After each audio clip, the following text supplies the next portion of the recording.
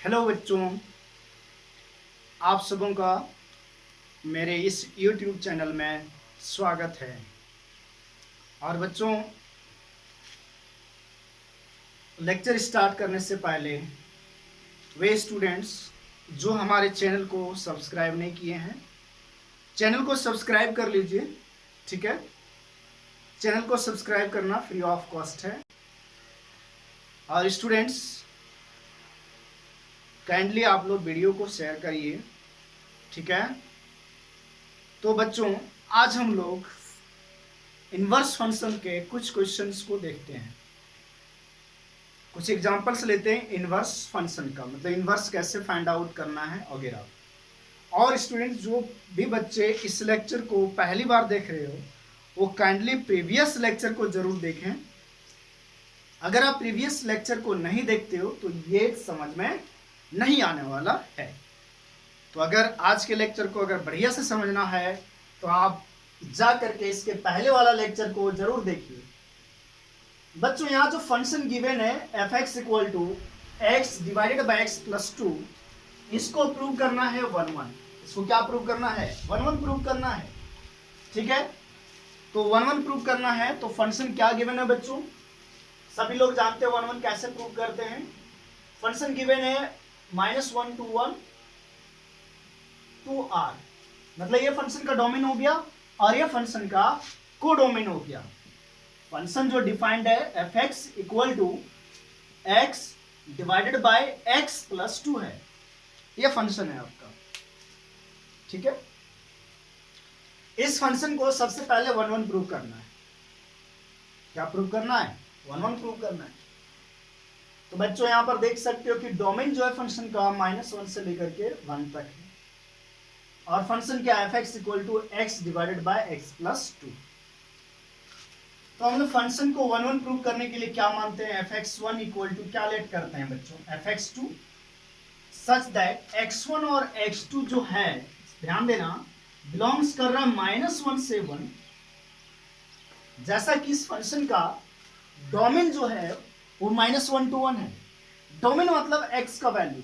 तो अगर हम f x one equal to f x two मान रहे हैं तो ये जो x1 और x2 है ये कहां से कहां तक बिलोंग करेगा? मतलब -1 से +1 तक। यानी x1 और x2 का जो वैल्यू होगा वो -1 से +1 तक लाई करेगा। जैसा कि एफ एक्स बराबर x बटे x प्लस टू है तो एफ एक्स वन बराबर हो जाएगा x1 बटे x1 प्लस टू। इसी तरह से एफ एक्स टू हो जाएगा x2 बटे x2 प्लस टू। अब हम लोग क्रॉस मल्टीप्लाई करते हैं तो x1 into x2 plus two equal to x2 into x1 plus two, x1 plus two.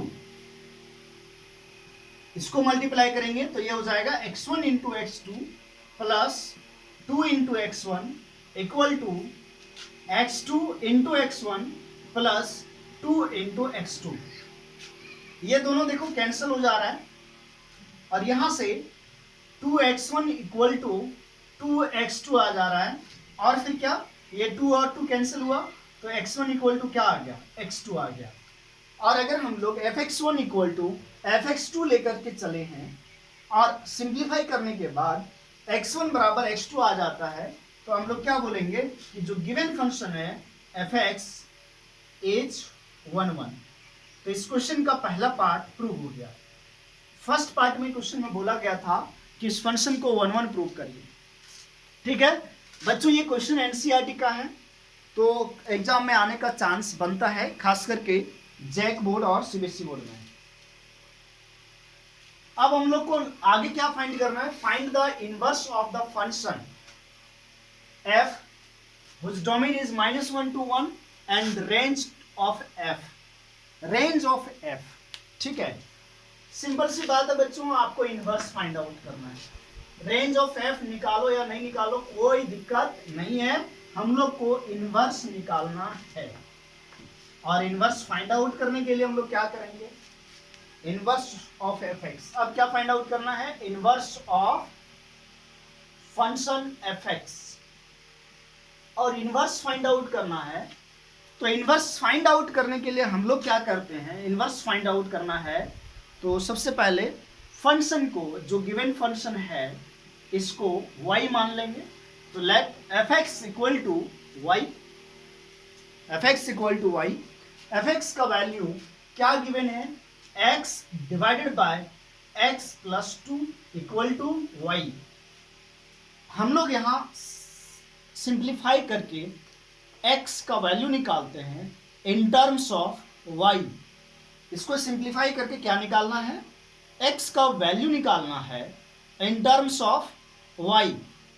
तो चलिए निकालते हैं, क्रॉस मल्टीप्लाई करेंगे तो x equal to y into x plus two, x plus two, this implies that x equal to y x plus two Y,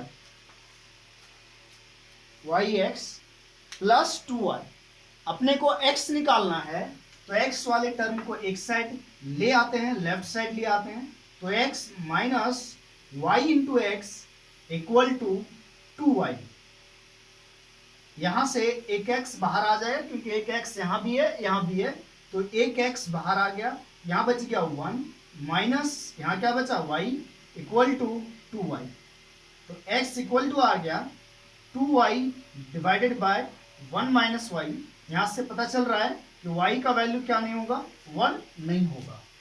फिर हम लोग क्या करते हैं, जब पहला स्टेप होता है इन्वर्स निकालने में कि हम लोग फंक्शन को y मानते हैं, फिर उसको सेकेंड स्टेप में सिंप्लीफाई करते हैं और x निकालते हैं इन टर्म्स ऑफ y, और x को लास्ट स्टेप में x को रिप्लेस कर देते हैं f इनवर्स ऑफ x से, और y को रिप्लेस करते हैं, y को किससे रिप्लेस करते हैं, x से।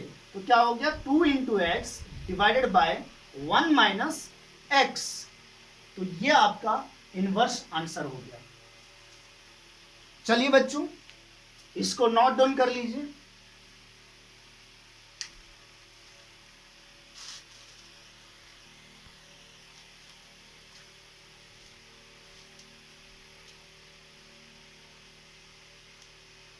हाँ बच्चों, तो नेक्स्ट क्वेश्चन है आपके लिए, एक फंक्शन f(x) गिवन है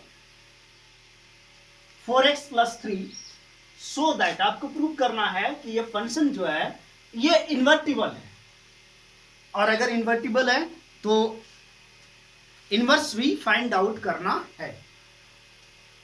बच्चों आप लोग को बताया था कि अगर इन्वर्टिबल प्रूव करना है तो बाइजेक्टिव प्रूव करना है फंक्शन को। इन्वर्टिबल प्रूव करने का मतलब हुआ फंक्शन को बाइजेक्टिव प्रूव करना। फंक्शन को बाइजेक्टिव प्रूव करने का मतलब फंक्शन को 1 1 एंड ऑन टू प्रूव करना। तो आप समझ लीजिए इस क्वेश्चन में जो पहला पार्ट बोला गया है उसमें क्या प्रूव करना है। पहला पार्ट में आपको प्रूव करना है कि फंक्शन जो है वो 1 1 है और ऑन टू है। तो चलिए फंक्शन को देखते हैं, सॉल्व करते हैं। 1 1 और ऑन टू प्रूव करना है, ठीक है। चलो बच्चों देखो, फंक्शन जो गिवन है उसका डोमेन आर है और को डोमेन भी आर है। f(x) equal to 4x plus 3। सबसे पहले अपन 1 1 प्रूव करते हैं। 1 1 के लिए हम लोग क्या करते हैं, f(x1) इक्वल टू कंसीडर करते हैं f(x2), वेयर यहां पर बच्चों x1 और x2 बिलोंग्स कर रहा है r से, डोमेन r हो गया। अगर f(x) equal to 4x plus 3 है तो f(x1) बराबर हो जाएगा, f(x1) बराबर हो जाएगा क्या, 4x1 plus 3 equal to f(x2), f(x2) क्या हो जाएगा 4x2 प्लस 3। दोनों साइड से ये 3 और ये 3 कैंसिल हुआ तो बच गया क्या, 4x1 इधर लेफ्ट साइड में इक्वल टू राइट साइड में 4x2। 4 कैंसिल हो जाएगा तो x1 इक्वल टू क्या आ गया, x2। और अगर x1 इक्वल टू x2 आ गया तो हम लोग बोल सकते हैं कि जो फंक्शन f(x) है, अगर x1 इक्वल टू x2 आ गया तो जो फंक्शन f(x) है इज 1 1। ये 1 1 प्रूव हो गया, मतलब इंजेक्टिव प्रूव हो गया। अब हम लोग को प्रूव करना है फंक्शन को onto. Onto prove करने का तरीका है, ऑन टू चेक करने का एक ही तरीका है कि गिवन फंक्शन का आप रेंज निकाल लीजिए। गिवन फंक्शन का रेंज फाइंड आउट करते हैं। तो रेंज फाइंड आउट करना है तो जैसा कि फंक्शन का जो डोमेन है बच्चों, रेंज फाइंड आउट करने से पहले आप लोगों को डोमेन देखना पड़ता है ना। अगर रेंज फाइंड आउट करना है तो सबसे पहले हम लोग को क्या देखना पड़ता है, डोमेन। यहां पर डोमेन जो है फंक्शन का वो रियल नंबर है। डोमेन क्या है, रियल नंबर है। और अगर डोमेन रियल नंबर होता है तो रेंज निकालने का तरीका क्या होता है, तो फंक्शन को हम लोग fx को क्या मान लेते हैं, y मान लेते हैं।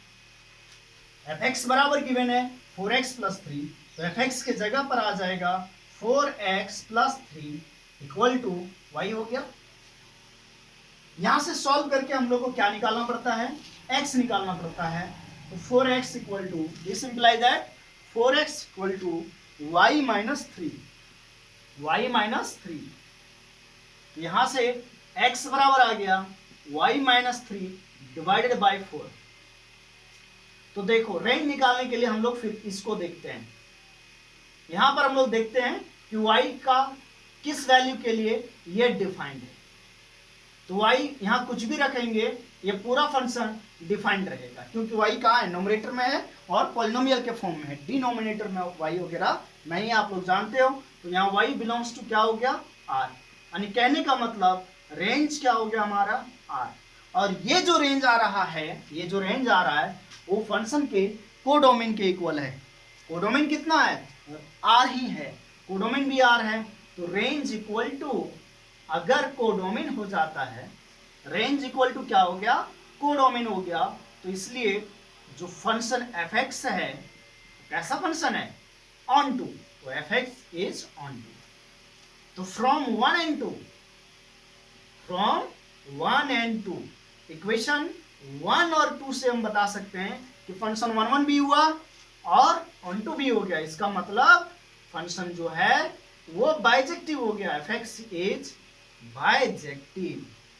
और बाइजेक्टिव का मतलब क्या हुआ, that is fx is invertible, fx is invertible. तो पहला पार्ट प्रूव हो गया कि फंक्शन जो है वो क्या है, इन्वर्टिबल है। अब आपको निकालना है f इनवर्स ऑफ x, मतलब फंक्शन का इनवर्स फाइंड आउट करना है। तो बच्चों देखो, फंक्शन का इनवर्स फाइंड आउट करने के लिए हम लोग वही प्रोसेस अप्लाई करते हैं जो रेंज फाइंड आउट करने के लिए करते हैं, लेकिन कब, जब डोमेन क्या हो, रियल नंबर हो। तो यहां पर देखो, यहां तक तो ले ही आते हैं, यहां तक आता है। अगर इनवर्स निकालना है तो इनवर्स अगर फाइंड आउट करना है तो x equal to y - 3 divided by 4 तो आता ही है। तो लास्ट में हम लोग क्या लिख सकते हैं कि हैंस बोल सकते हैं कि f इनवर्स x जो होगा वो डायरेक्ट क्या करो, x के जगह पर आप f इनवर्स x लिख दो और y के जगह पर x लिख दो। तो x - 3/4 आंसर।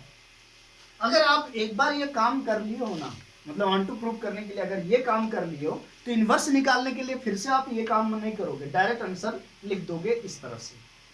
तो बच्चों चलिए लिखिए, सभी को पूरा राइट डाउन करो, कॉपी करो, ओके।